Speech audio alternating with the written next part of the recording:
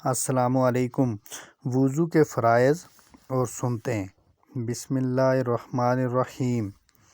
فرض۔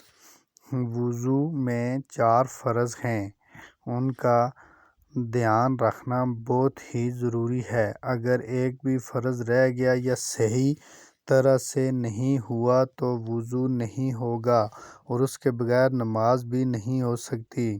نمبر 1، منہ دھونا، یعنی ماتھے پر بال نکلنے کی جگہ سے ٹھوڑی کے نیچے تک اور ایک کان کے کنارے سے دوسرے کان کے کنارے تک پورا چہرہ اس طرح دھونا کہ بال برابر بھی کوئی جگہ سوکھی نہ رہ جائے، ورنہ وضو نہیں ہوگا۔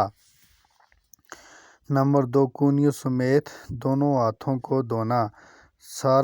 نمبر 3، سر کا مسح کرنا، یعنی بھیگا ہوا ہاتھ پھیرنا۔ نمبر 4، ٹخنوں سمیت دونوں پاؤں کا دھونا۔ وضو کے فرائض سے متعلق ضروری مسائل۔ کسی عضو کے دھونے کے یہ معنی ہے کہ اس عضو کے ہر حصہ پر کم سے کم 2 بوند پانی بہہ جائے۔ بھیگ جانے یا تیل کی طرح پانی چپڑ لینے یا ایک آدھ بوند بہہ جانے کو دھونا نہیں کہیں گے، نہ اس سے وضو یا غسل ادا ہوتا ہے۔ اس کا لحاظ بہت ضروری ہے، لوگ اس کی طرف توجہ نہیں کرتے اور نمازیں اکارت جاتی ہیں۔ بدن میں بعض جگہیں ایسی ہیں کہ جب تک ان کا خاص خیال نہ کیا جائے ان پر پانی نہیں بہے گا، جس کی تشریح ہر عضو میں بیان کی جائے گی۔ کسی جگہ موضوع حدث پر تری پہنچنے کو مسح کہتے ہیں۔ منہ دھونا شروع پیشانی سے، یعنی جہاں سے بال جمنے کی انتہا ہو، ٹھوڑی تک لمبائی میں اور چوڑائی میں۔ ایک کان سے دوسرے کان تک منہ ہے، اس حد کے اندر جلد کے ہر حصہ پر ایک مرتبہ پانی بہانا فرض ہے۔ جس کے سر کے اگلے حصہ کے بال گر گئے یا جمے نہیں، اس پر وہیں تک منہ دھونا فرض ہے جہاں تک عادتاً بال ہوتے ہیں، اور اگر عادتاً جہاں تک بال ہوتے ہیں اس سے نیچے تک کسی کے بال جمیں تو ان زائد بالوں کا جڑ تک دھونا فرض ہے۔ مونچھوں یا بھووں یا بچی، یعنی وہ بال جو نیچے کے ہونٹ اور ٹھوڑی کے بیچ میں ہوتے ہیں، کے بال اتنے گھنے ہوں کہ کھال بالکل نہ دکھائی دے تو جلد کا دھونا فرض نہیں، بالوں کا دھونا فرض ہے، اور اگر ان جگہوں کے بال گھنے نہ ہوں تو جلد کا دھونا بھی فرض ہے۔ اگر مونچھیں بڑھ کر لبوں یعنی ہونٹوں کو چھپا لیں تو مونچھیں ہٹا کر ہونٹوں کا دھونا فرض ہے، چاہے مونچھیں گھنی ہوں یا چھدری۔ داڑھی کے بال اگر گھنے نہ ہوں تو جلد کا دھونا فرض ہے، اور اگر گھنے ہوں تو گلے کی طرف دبانے سے جس قدر چہرے کے حلقے یعنی گھیرے میں آئیں ان کا دھونا فرض ہے، اور جڑوں کا دھونا فرض نہیں، اور جو حلقے سے نیچے ہوں ان کا دھونا بھی ضروری نہیں، اور اگر کچھ حصہ میں گھنے ہوں اور کچھ چھدرے تو جہاں گھنے ہوں وہاں بال اور جہاں چھدرے ہیں اس جگہ جلد کا دھونا فرض ہے۔ ہونٹوں کا وہ حصہ جو عادتاً ہونٹ بند کرنے کے بعد ظاہر رہتا ہے اس کا دھونا فرض ہے، تو اگر کوئی خوب زور سے ہونٹ بند کر لے کہ اس میں کا کچھ حصہ چھپ گیا اور اس پر پانی نہ پہنچا، نہ کلی کی کہ دھل جاتا تو وضو نہیں ہوا، لیکن وہ حصہ جو عادتاً منہ بند کرنے میں ظاہر نہیں ہوتا اس کا دھونا فرض نہیں۔ رخسار یعنی گال اور کان کے بیچ میں جو جگہ ہے جسے کنپٹی کہتے ہیں اس کا دھونا فرض ہے، لیکن اس حصہ میں جتنی جگہ داڑھی کے گھنے بال ہوں وہاں بالوں کا، اور جہاں بال نہیں ہوں یا گھنے نہیں ہوں تو جلد کا دھونا فرض ہے۔ نتھ کا سوراخ اگر بند نہ ہو تو اس میں پانی بہانا فرض ہے، اگر تنگ ہو تو پانی ڈالنے میں نتھ کو حرکت دے، ورنہ ضروری نہیں۔ آنکھوں کے ڈیلے اور پپوٹوں کے اندرونی حصہ کا دھونے کی کچھ ضرورت نہیں، بلکہ نہ دھونا نہیں چاہیے کہ نقصان دہ ہے۔ منہ دھوتے وقت آنکھیں زور سے مینچ لیں، جس کی وجہ سے پلک کے ساتھ ایک ہلکی سی لکیر جگہ بند ہو گئی اور اس پر پانی نہیں بہا، لیکن وہ آنتن بند کرنے سے ظاہر رہتی ہو تو وضو ہو جائے گا، مگر ایسا کرنا نہیں چاہیے، اور اگر کچھ زیادہ دھلنے سے رہ گیا تو وضو نہ ہوگا۔ آنکھ کے کوے پر پانی بہانا فرض ہے، مگر سرما کا جرم کوے یا پلک میں رہ گیا اور وضو کر لیا اور معلوم نہیں ہوا اور نماز پڑھ لی تو حرج نہیں، نماز ہو گئی، وضو بھی ہو گیا، اور اگر معلوم ہے تو اسے چھڑا کر پانی بہانا ضروری ہے۔ پلک کا ہر بال پورا دھونا فرض ہے، اگر اس میں چیڑ وغیرہ کوئی سخت چیز جم گئی ہو تو چھڑانا فرض ہے۔ ہاتھ دھونا، اس حکم میں کونیاں بھی داخل ہیں، اگر کونیوں سے ناخن تک کوئی جگہ ذرہ بھر بھی دھلنے سے رہ جائے گی وضو نہیں ہوگا۔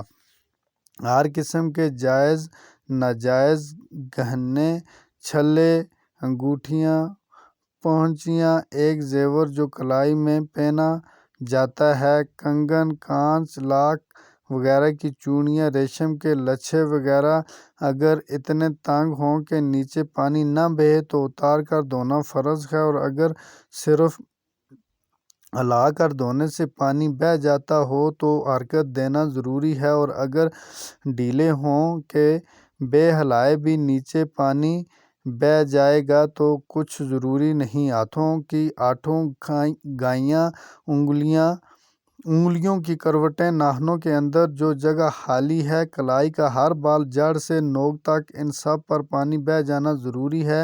اگر کچھ بھی رہ گیا یا بالوں کی جڑوں پر پانی بہہ گیا، کسی ایک بال کی نوک پر نہ بہا تو وضو نہیں ہوا، مگر ناخنوں کے اندر کا میل معاف ہے۔ بجائے 5 کے 6 انگلیاں ہیں تو سب کا دھونا فرض ہے، اور اگر ایک منڈے پر 2 ہاتھ نکلے تو جو پورا ہے اس کا دھونا فرض ہے، اور اس دوسرے کا دھونا فرض نہیں، مستحب ہے، مگر اس کا وہ حصہ کہ اس ہاتھ کے ایسے حصے سے جڑا ہے جس کا دھونا فرض ہوتا ہے تو اتنے کا دھونا فرض ہے۔ سر کا مسح کرنا، چوتھائی سر کا مسح فرض ہے۔ مسح کرنے کے لیے ہاتھ تر ہونا چاہیے، خواہ ہاتھ میں تری اعضاء کے دھونے کے بعد رہ گئی ہو یا نئے پانی سے ہاتھ تر کر لیا ہو۔ کسی عضو کے مسح کے بعد جو ہاتھ میں تری باقی رہ جائے گی وہ دوسرے عضو کے مسح کے لیے کافی نہیں ہوگی۔ سر پر بال نہ ہوں تو جلد کی چوتھائی، اور جو بال ہوں تو خاص سر کے بالوں کی چوتھائی کا مسح فرض ہے، اور سر کا مسح اسی کو کہتے ہیں۔ عمامے، ٹوپی، دوپٹے پر مسح کافی نہیں، لیکن اگر ٹوپی دوپٹہ اتنا باریک ہو کہ تری پھوٹ کر چوتھائی سر کو تر کر دے تو مسح ہو جائے گا۔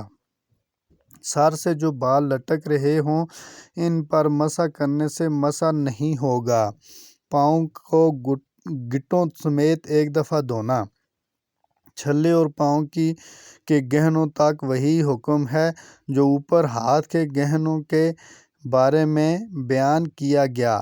بعض لوگ کسی بیماری کی وجہ سے پاؤں کے انگوٹھوں میں اس قدر کھینچ کر تاگا باندھ دیتے ہیں کہ پانی کا بہانا درکنار تاگے کے نیچے تک بھی نہیں ہوتا، ان کو اس سے بچنا لازم ہے کہ اس صورت میں وضو نہیں ہوتا۔